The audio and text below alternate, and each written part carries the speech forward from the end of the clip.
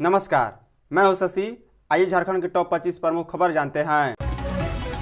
Ration कार्डधारी अब 30 जून तक करा सकते हैं ई-केवाईसी। राष्ट्रीय खाद्य सुरक्षा से जुड़े झारखंड के लगभग 70 लाख राशन कार्डधारी सदस्यों के लिए राहत भरी खबर है। केंद्र सरकार ने ई-केवाईसी कराने की तिथि अब 30 जून तक बढ़ा दी है। इससे पहले इसके लिए 30 अप्रैल तक की तिथि निर्धारित की गई थी।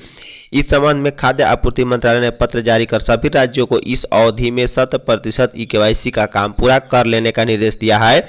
बताया गया है कि 100% ई-केवाईसी नहीं कराने वाले राज्यों की सब्सिडी होल्ड पर रखी जाएगी। साथ ही अनाज आवंटन में भी कटौती की जाएगी। ज्ञात हो कि केंद्र सरकार ने अनाज वितरण में पारदर्शिता व डुप्लीकेसी रोकने के लिए सभी राशन कार्डधारी सदस्यों के लिए ई-केवाईसी को अनिवार्य किया है। जानकारी के अनुसार झारखंड में अब तक लगभग 75% से अधिक लाभुकों का ई-केवाईसी करा लिया गया है। झारखंड में राष्ट्रीय खाद्य सुरक्षा से जुड़े कुल लाभुक सदस्यों की संख्या 2,63,80,652 है। इनमें से लगभग 1.93 करोड़ सदस्यों का ही ई-केवाईसी हो पाया है। अभी लगभग 70 लाख लाभुक ई-केवाईसी कराने से वंचित है। केंद्र सरकार की ओर से अब तक ई-केवाईसी करा लेने के लिए 7 बार अवधि विस्तार कर दिया गया है। जयपाल सिंह मुंडा पारदेशीय छात्रवृत्ति योजना के लिए आवेदन 6 जून तक। मरांगोम के जयपाल सिंह मुंडा पारदेशीय छात्रवृत्ति योजना के तहत 25 छात्रों को विदेश में उच्च शिक्षा प्राप्त करने के लिए छात्रवृत्ति दी जाएगी। आवेदन 5 मई से 6 जून तक किए जा सकते हैं। इसके लिए वेबसाइट पर जाना होगा। आवेदन की अंतिम तिथि 6 जून है। अधिक जानकारी के लिए jharkhand.mgos@gmail.com पर ईमेल या 9955532969 पर व्हाट्सएप किया जा सकता है। बता दें, इस योजना के तहत झारखंड के अनुसूचित जाति 10, अनुसूचित जाति 6, अन्य पिछड़ा वर्ग 5 और अल्पसंख्यक समुदाय के 3 छात्रों का आवेदन कर सकते हैं। इस योजना का उद्देश्य राज्य के आरक्षित वर्ग के छात्रों को उच्च शिक्षा के लिए विदेश में अवसर प्रदान करना है। चयनित छात्रों की ब्रिटेन और आयरलैंड के प्रतिष्ठित विश्वविद्यालय में मास्टर डिग्री या एमफिल करने का अवसर मिलेगा। अधिवक्ताओं के लिए बीमा योजना शुरू। मुख्यमंत्री हेमंत सोरेन ने कहा है कि झारखंड के सम्मानित अधिवक्ताओं और उनके आश्रितों के लिए राज्य सरकार स्वास्थ्य बीमा योजना का शुभारंभ कर रही है। आप सभी सम्मानित अधिवक्ताओं की चिंता को कम करने का सरकार ने कार्य किया है। आपके ऊपर स्वास्थ्य से संबंधित जिम्मेदारियों का जो बोझ था, उसे हमारी सरकार ने अपने कांधों पर लेने का प्रयास किया। वे शनिवार को हरिवंश टाना भगत इंडोर स्टेडियम खेलगांव रांची में आयोजित राज्य कर्मीय स्वास्थ्य बीमा योजना के अंतर्गत अधिवक्ताओं के लिए स्वास्थ्य बीमा योजना के शुभारंभ कार्यक्रम में बोल रहे थे। उन्होंने कहा है कि हमारा प्रयास है कि इस राज्य में देश का एक बेहतरीन लॉ यूनिवर्सिटी स्थापित हो। इसके लिए राज्य सरकार कार्य योजना बना रही है। जल्द ही हम लोग इस दिशा में सकारात्मक कार्य करते हुए आपके बीच एक बेहतर लॉ यूनिवर्सिटी खड़ा करने का काम करेंगे। हमारी सरकार की चिंताएं राज्य के हर वर्ग, हर व्यक्ति के लिए है, चाहे वह गांव में रहता हो या शहर में रहता हो, अमीर हो या गरीब हो, व्यापारी हो, नौजवान हो, छात्र छात्राओं हो, बच्चों हो, बूढ़े हो, बुजुर्ग हो, सभी के लिए है। रांची में आरटीई के तहत 1710 आवेदन, लॉटरी प्रक्रिया से होगा चयन। रांची जिले में शिक्षा का स्तर बेहतर होता जा रहा है, इसका असर दिख रहा है। जिले में आरटीई निःशुल्क और अनिवार्य शिक्षा अधिकार अधिनियम के अंतर्गत अब तक कुल 1710 आवेदन प्राप्त हुए हैं। वर्तमान में सभी आवेदनों का सत्यापन कार्य तेजी से चल रहा है। जिला शिक्षा पदाधिकारी बादल राज ने जानकारी दी है कि जिले में आरटीई के अंतर्गत कुल 1245 सीटें उपलब्ध हैं। यदि पात्र आवेदनों की संख्या सीटों से अधिक होती है तो लॉटरी के माध्यम से पारदर्शी चयन प्रक्रिया अपनाई जाएगी। खास बात यह है कि इस लॉटरी प्रक्रिया का लाइव प्रसारण यूट्यूब पर किया जाएगा ताकि पूरी प्रक्रिया में पारदर्शिता बनी रहे और किसी के साथ अन्याय न हो। बादल राज ने बताया है कि कुछ विद्यालय ऐसे हैं जहां एक भी आवेदन नहीं आया, वहीं कुछ विद्यालयों में अत्यधिक आवेदन प्राप्त हुए हैं। इस असंतुलन को दूर करने के लिए पदाधिकारीगण लगातार समीक्षा कर समाधान में लगे हुए हैं। सीईओ के रवि कुमार ने उप निर्वाचन पदाधिकारियों के साथ की बैठक। मुख्य निर्वाचन पदाधिकारी के रवि कुमार शनिवार को निर्वाचन सदन में ऑनलाइन माध्यम से सभी जिलों के उप निर्वाचन पदाधिकारियों के साथ बैठक की। के रवि कुमार ने कहा है कि भारत निर्वाचन आयोग द्वारा देश के सभी राज्यों के निर्वाचन संबंधी पदाधिकारियों को नई दिल्ली के India international institute of democracy and election management में ट्रेनिंग देने का कार्य किया जा रहा है। इसी के क्रम में झारखंड के बीएलओ, वॉलंटियर एवं बूथ ऑब्जर्वेंस ग्रुप के 312 सदस्य की टीम अपने एक्सपीरियंस शेयर के लिए नई दिल्ली 19 एवं 20 मई 2 दिवस के लिए जाएंगे। इस हेतु सभी संबंधित जिलों के उप निर्वाचन पदाधिकारी अपने जिले के बीएलओ, वॉलंटियर एवं बैग के सदस्यों को चयनित करते हुए उनकी सूची सोमवार तक उपलब्ध करा दे, जिससे अग्रतर कार्रवाई की जा सके। रांची में दिन दहाड़े चोरी, लोगों ने एक चोर को पकड़ा। राजधानी रांची में अपराधियों ने अरगोड़ा थाना क्षेत्र में बंद घर को निशाना बनाते हुए लाखों रुपए की चोरी की है। वही स्थानीय लोगों ने चोरी करने आए 3 युवकों में से एक को पकड़ लिया है। घटना के बाद सूचना मिलते ही पुलिस मौके पर पहुंचकर छानबीन में जुट गई है। बता दें कि रांची के अरगोड़ा थाना क्षेत्र में अपराधियों को पुलिस का खौफ खत्म होता नजर आ रहा है। कुछ घंटों के लिए घर बंद करना एक परिवार को महंगा साबित हुआ। बंद घर को अपराधियों के द्वारा निशाना बनाते हुए लाखों की चोरी की घटना को अंजाम दिया गया। अरगोड़ा थाना क्षेत्र के रहने वाली उमा देवी ने बताया है कि सुबह 11 बजे के आसपास अपने बेटी के घर गई थी। इसी दौरान पड़ोसी के द्वारा फोन कर जानकारी दी गई कि उनके घर पर दिन दहाड़े चोरी की जा रही है। सिमडेगा में नगाड़ा बजाओ जल बचाओ अभियान। लगातार गिरते भूगर्भीय जलस्तर को बढ़ाने की दिशा में सिमडेगा ने अपना कदम बढ़ाते हुए एक अनोखी शुरुआत की है। जिले में नगाड़ा बजाओ जल बचाओ अभियान शुरू किया गया है। इसके तहत श्रमदान से जल संरक्षण का नायाब उदाहरण मिल रहा है। बता दें, लगातार गिरते भूगर्भीय जलस्तर और बढ़ता जल संकट अब हमसे कहने लगा है कि हम आज नहीं संभलेंगे तो हमारी आने वाले भविष्य प्यासा रह जाएगा। सिमडेगा के बोलबा प्रखंड से भविष्य के लिए जल संरक्षण करने की अनोखी शुरुआत हुई है। सिमडेगा जिले के कादोपानी पंचायत में एक अनोखा जल संरक्षण अभियान चल रहा है। नगाड़ा बजाओ जल बचाओ इस अभियान का उद्देश्य केवल जल संरक्षण नहीं बल्कि गांव के हर घर, खेत और परिवार को जल की उपलब्धता सुनिश्चित कराना और भविष्य को सुरक्षित बनाना है। जमशेदपुर एमजीएम हॉस्पिटल के बी ब्लॉक ढहा, 3 लोग घायल। जमशेदपुर एमजीएम अस्पताल के बी ब्लॉक का बिल्डिंग अचानक ढह गया है। अस्पताल भवन के ढहने से कुछ लोगों के उसमें फंसे होने की संभावना है। वैसे इस घटना में 3 लोग घायल होने की सूचना है। घटना के बाद विधायक सरजू राय एवं विधायक पूर्णिमा दास साहू मौके पर पहुंची है। बताया जा रहा है कि कोल्हान के सबसे बड़े सरकारी अस्पताल MGM medical college and hospital में शनिवार को एक बड़ा हादसा हो गया। अस्पताल के बी ब्लॉक का आधा हिस्सा अचानक ढह गया। घटना के बाद अस्पताल परिसर में अफरा तफरी मच गई। प्रत्यक्षदर्शियों के अनुसार बी ब्लॉक की जर्जर दीवार और छत का एक बड़ा हिस्सा अचानक भरभरा कर गिर गया। हादसे के वक्त वहां कई लोग मौजूद थे। इसके बाद मौके पर मौजूद लोगों ने तुरंत मदद की कोशिश की लेकिन नाकामयाब रहे।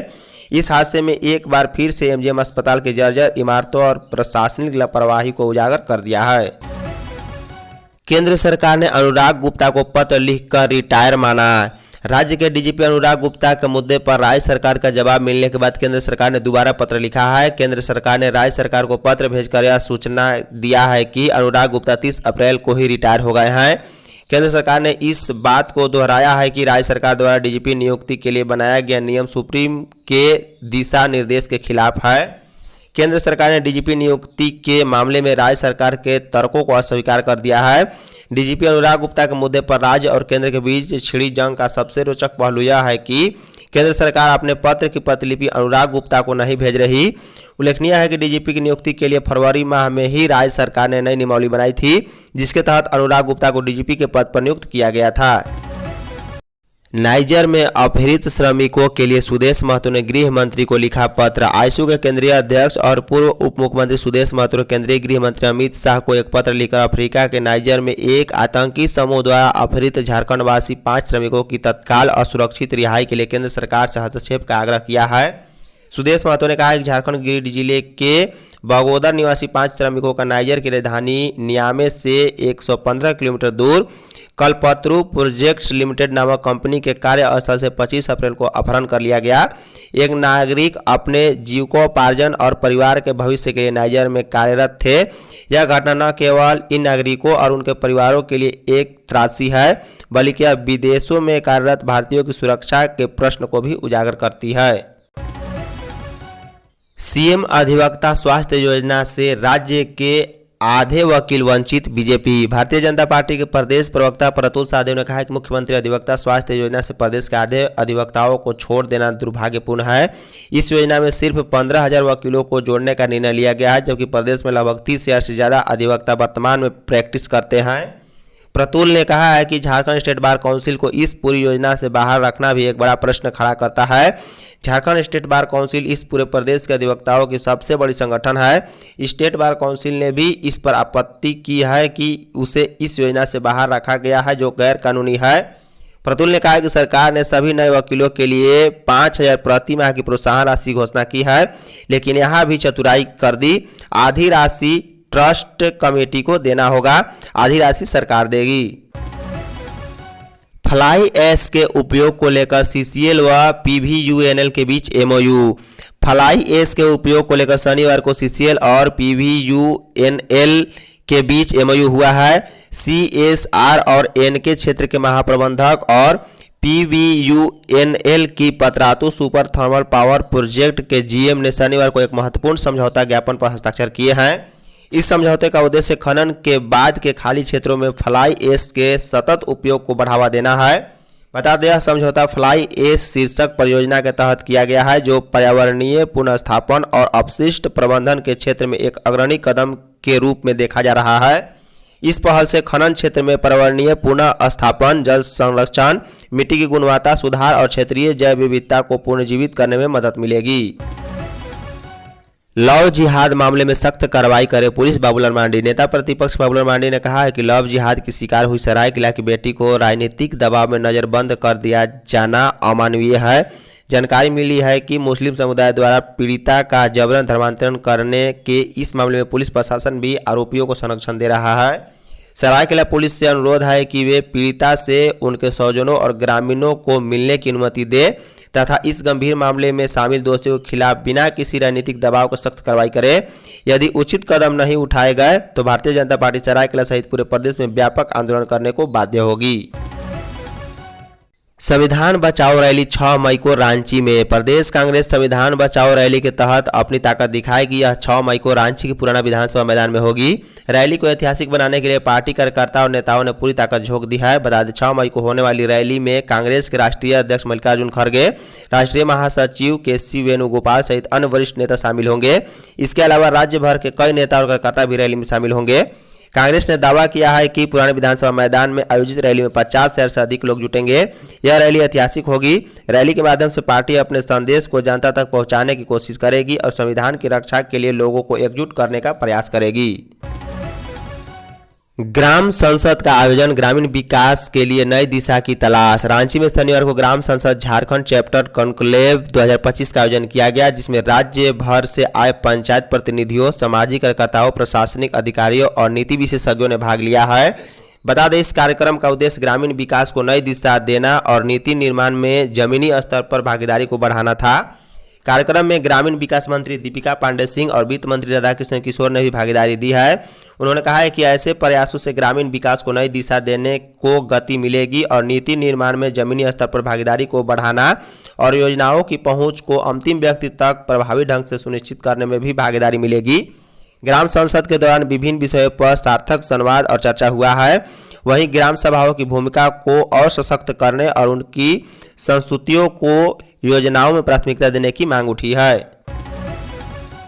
लोहरदगा में राजी पढ़ा की वार्षिक बैठक संपन्न। आदिवासी समाज की जिला राजी पढ़ा लोहरदगा की वार्षिक बैठक भंडरा प्रखंड के आकाशीय गांव में हुई है। बैठक का नेतृत्व लक्ष्मी नारायण भगत ने किया। बैठक में कई मुद्दों पर चर्चा हुई है। निर्णय लिया गया है कि सभी क्षेत्रीय पढ़ा में हर हाल में बैठक करना है।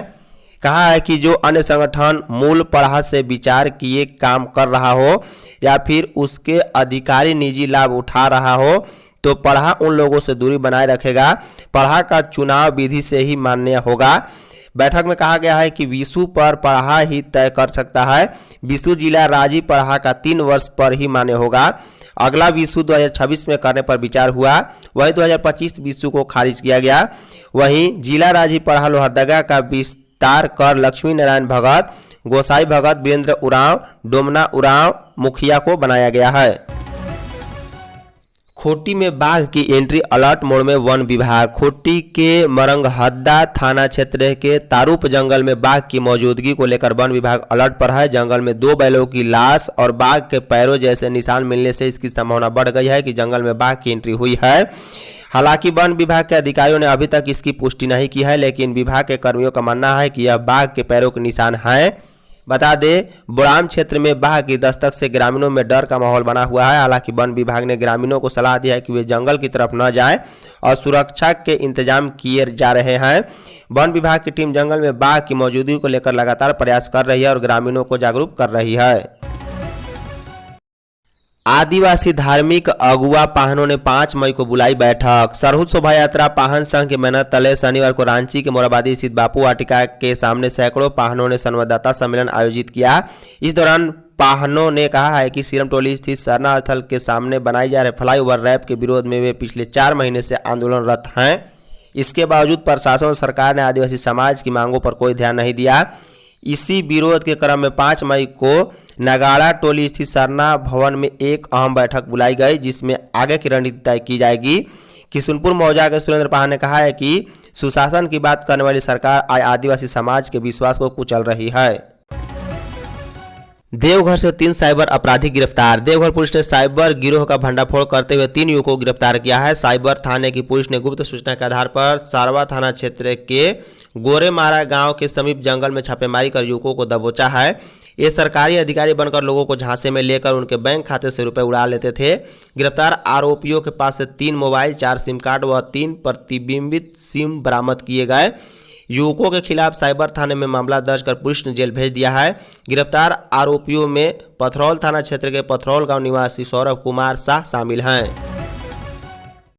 झारखंड खैनी से जुड़े कारोबारियों को ठिकाने पर 30 घंटे तक छापेमारी। झारखंड सरकार में राजस्व एवं परिवहन मंत्री दीपक बिरुवा के करीबी झारखंड खैनी के मालिक नितिन प्रकाश, पंकज चिरानिया और डिस्ट्रीब्यूटर पिंटू अग्रवाल के ठिकानों पर जीएसटी इंटेलिजेंस का छापा देर शाम तक जारी रहा। Director general of goods and service tax intelligence के डीजी आशीष कुमार मिश्रा के निर्देश पर यह छापेमारी की जा रही है।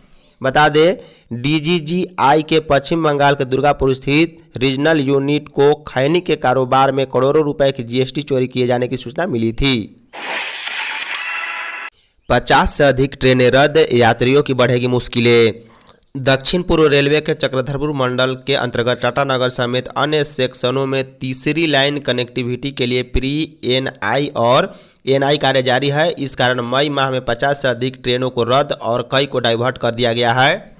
यह स्थिति यात्रियों, विशेष रूप से मिडिल क्लास फैमिली के लिए समर वैकेंस में गंभीर परेशानी का कारण बन रही है। रेलवे ने जिन ट्रेनों को रद्द किया है उनमें अधिकांश ट्रेनों कोल्हान क्षेत्र से होकर गुजरने वाली है, जिसमें पुरुषोत्तम एक्सप्रेस, राजधानी एक्सप्रेस, दुरंतो एक्सप्रेस जैसी ट्रेनों में वेटिंग लिस्ट 100 से 150 तक पहुंच चुकी है, जिससे कंफर्म टिकट मिलना मुश्किल हो गया है। रांची में फिर शुरू होगी बेकन फैक्ट्री। झारखंड कृषि पशुपालन एवं सहकारिता मंत्री शिल्पी नेहा तिर्की ने कहा है कि रांची में बंद बेकन फैक्ट्री को पुनर्जीवित करने के लिए बहुत जल्द एमओयू किया जाएगा।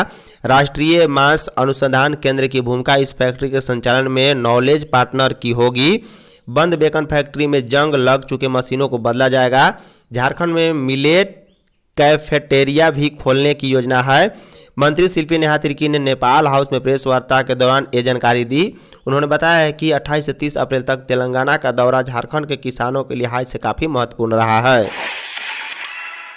जेपीएससी को परीक्षा कैलेंडर जारी करने का निर्देश। झारखंड कर्मचारी चयन आयोग की तरह ही झारखंड लोक सेवा आयोग भी आगामी दिनों में अपनी प्रस्तावित परीक्षाएं और पूर्व में हो चुके परीक्षा के जारी रिजल्ट की तिथि को लेकर कैलेंडर जारी करेगा। दरअसल कार्मिक प्रशासनिक सुधार तथा राजभाषा विभाग ने जेपीएससी अध्यक्ष को पत्र लिखा है। इसमें हेमंत सरकार के दूसरे कार्यकाल में हुई पहली कैबिनेट का हवाला दिया गया।